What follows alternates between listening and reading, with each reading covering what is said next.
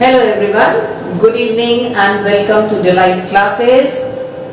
We are proceeding with our tense and today is the third video of tense and we are going to study present continuous tense. So what is present continuous tense? When a tense is used to show what is happening, what is really happening now, इस समय क्या हो रहा है, इसको बताने के लिए जिस टेंस का हम लोग यूज करते हैं उसको बोलते हैं present continuous tense. When a tense is used to show what is really happening now, it is called present continuous tense. तो हम लोगों ने जैसे अपने पहले वाले वीडियो में समझा था कि सिंपल प्रेजेंट टेंस के सेंटेंसेस हिंदी में दो तरीके से एंड होते हैं. एक में ता ती ते से एंड होता है, दूसरा है हैं हूं में एंड होता है. तो इसको कैसे पहचानेंगे प्रेजेंट कॉन्टिन्यूअस टेंस को? रहा है, रही है, रहे हैं, रहा हूं. अगर ये आता है एंड में तो कौन सा टेंस होगा? प्रेजेंट कॉन्टिन्यूअस टेंस होगा. फॉर्मूला क्या लगेगा? Subject plus is am are, कोई एक helping verb is am are. अगर सब्जेक्ट सिंगुलर होगा तो इज, आई होगा तो एम, और सब्जेक्ट प्लूरल होगा तो हम लोग क्या यूज करते हैं? आर. तो फिर से फॉर्मूले को देखते हैं. Subject plus is am are में से कोई एक यूज करेंगे, plus V1 means first form of verb, plus क्या लिखेंगे? ING, और क्या प्लस करेंगे? हमारा ऑब्जेक्ट या other words of the sentence. बनाते हैं हमारा पहला सेंटेंस. मैं पत्र लिख रहा हूं. मैं की इंग्लिश होती है आई. मैं इज आई. आई के साथ हम लोग हेल्पिंग वर्ब यूज करते हैं एम. तो हमने क्या लिखा? I am. लिख रहा हूं. लिखने का फर्स्ट फॉर्म ऑफ वर्ब होता है राइट. क्या ऐड करना राइट में? ING, और उसके बाद ऑब्जेक्ट या other words of the sentence. तो आई एम राइट, राइट में से ई को रिमूव कर देंगे तो क्या हो जाएगा? Writing. I am writing a letter. ये बन गया हमारा पहला सेंटेंस. अब आते हैं हमारे सेकंड सेंटेंस में. फिर वही एंड है. रही है, वह नॉवल पढ़ रही है, और रही है मीन्स फेमिनिन जेंडर है. तो उसके लिए क्या यूज करेंगे? शी. यहाँ पे क्या लिखेंगे? शी. ही नहीं लिखेंगे, क्या लिखेंगे? She. She is reading a novel. She is reading a novel. Read plus ING. रही की इंग्लिश शी हो जाती है, तो रही को फेमिनिन जेंडर में कंसीडर किया हम लोगों ने, और वह क्योंकि सिंगुलर है इसलिए हेल्पिंग वर्ब इज का यूज किया. उसी तरीके से वह टीवी देख रहा है, तो रहा है सो ही, बट सिंगुलर इसलिए इज. देखने की English watch plus ING and object is TV. तो सेंटेंस क्या हो जाएगा? ही इज वॉचिंग टीवी. वह साइंस पढ़ रहा है.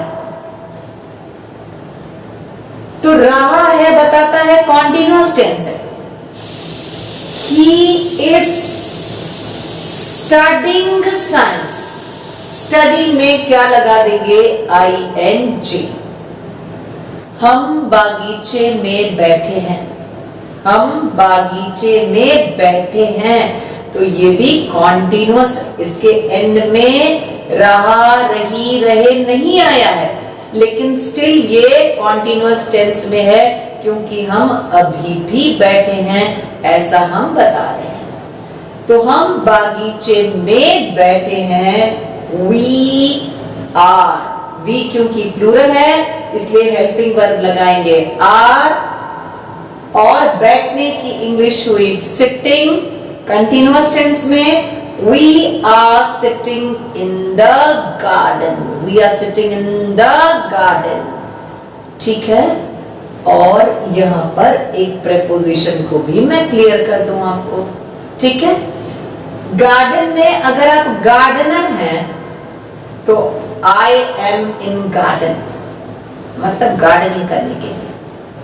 लेकिन यहां पर आप गार्डनिंग करने के लिए नहीं बैठे हैं, वहां पर आप बैठे हैं, तो इसलिए लिखा हमने द गार्डन। आपको बताया था मैंने पहले वीडियो में कि द का यूज करते हैं जब वहां किसी और काम से गए हो, बैठे हो। वे संगीत सीख रहे हैं। वे की इंग्लिश दे, संगीत की इंग्लिश म्यूजिक, सीखने की इंग्लिश लर्निंग। तो दे के साथ हेल्पिंग वर्ब लगेगा are. They are learn, first form of verb, plus ING plus music, they are learning music. भारी वर्षा हो रही है। भारी वर्षा को हम लोग बोलते हैं हेवी रेन। भारी वर्षा इज हेवी रेन। लेकिन यहां पर कोई सब्जेक्ट नहीं दिया हुआ है, तो जब कोई सब्जेक्ट नहीं दिया है तो रेन को ना मैस्कुलिन जेंडर में गिनेंगे ना फेमिनिन जेंडर में गिनेंगे। उसकी जगह पे क्या लिखेंगे? ना ही लिखेंगे ना शी लिखेंगे, उसकी जगह क्या लिखेंगे? इट। इट के साथ में इस, it is rain plus ING, raining heavily. It is raining heavily. तो हम लोगों ने देखा, मैं पत्र लिख रहा हूं, वह नॉवल पढ़ रही है, वह टीवी देख रहा है, वह साइंस पढ़ रहा है, हम बागीचे में बैठे हैं, वे संगीत सीख रहे हैं, भारी वर्षा हो रही है। All the sentences belong to present continuous tense. So in present continuous tense we first of all write subject, then any helping verb is am are according to the subject. If subject is singular is, if subject is I then am, if subject is plural then are, then V1 means first form of verb and ing plus object. Very simple procedure to make sentences of present continuous tense, ठीक है। अब आते हैं हम लोग present continuous के interrogative sentences पे। तो interrogative sentences present continuous tense के बनाने के लिए हम कौन सा फॉर्मूला यूज करेंगे? तो हम फॉर्मूला यूज करेंगे कि हेल्पिंग वर्ब को सबसे पहले कर देंगे। तो हमने सबसे पहले क्या लिखा? इज एम आर, ठीक है। इज एम आर के बाद में हम लोग क्या लिखेंगे? सब्जेक्ट लिखेंगे, ठीक है। इज एम आर के बाद हम लोग क्या लिखेंगे? सब्जेक्ट लिखेंगे, जैसा कि आपको दिखाई दे रहा है। एम के बाद लिखा है आई, आई कौन है? सब्जेक्ट है। फिर क्या लिखेंगे? V1 प्लस क्या लिखेंगे? ING प्लस क्या लिखेंगे? अदर वर्ड्स, और फिर क्या लगाएंगे? Question mark.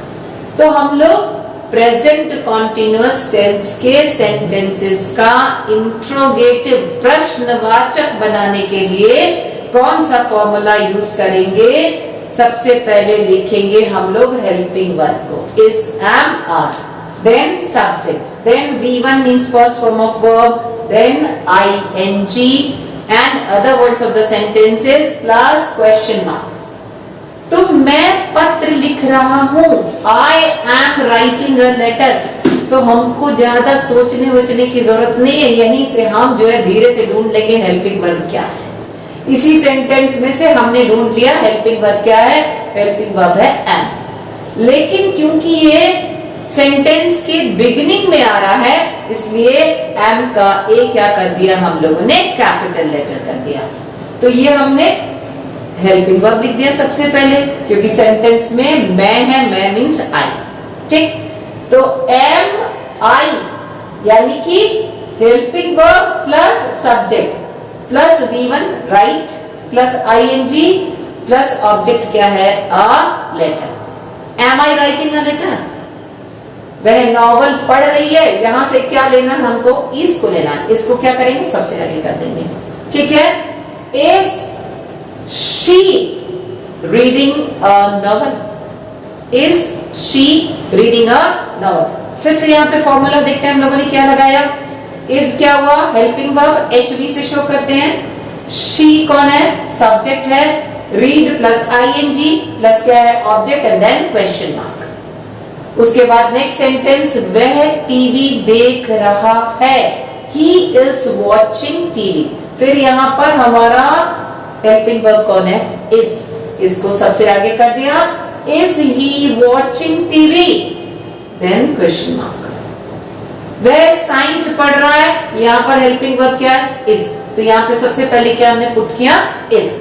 Is he study plus ING, studying science, then question mark. तो यहाँ के सारे सेंटेंसेस में से हमको धीरे से क्या खिसका लेना है, इस MR को। बाकी का सेंटेंस वैसे का वैसे।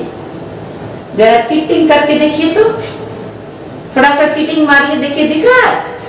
बाकी का सेंटेंस हमने वैसे का वैसे लिख दिया है, बस यहां से हेल्पिंग वर्ब को निकाल के फर्स्ट प्लेस पर हमने कर दिया अरेंज, ठीक है। I am writing a letter था, तो हम बोले एम को बाहर निकाल दो। एम को कहां ला दो, सबसे पहले। तो am I writing a letter हो गया, ठीक है। तो ये थे हमारे अफर्मेटिव सेंटेंसेस।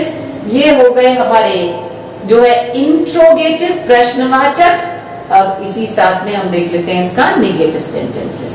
तो निगेटिव बनाने के लिए क्या करेंगे, सब्जेक्ट लिखेंगे plus is MR helping verb plus लगा देंगे नॉट, प्लस क्या लिखेंगे V1 प्लस क्या लिखेंगे ING प्लस क्या लिखेंगे object.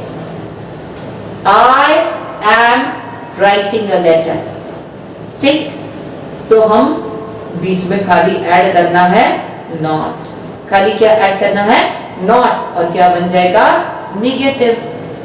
I am not watching TV, I am not writing a letter. यहां से ध्यान दीजिएगा, ई को रिमूव कर देना है।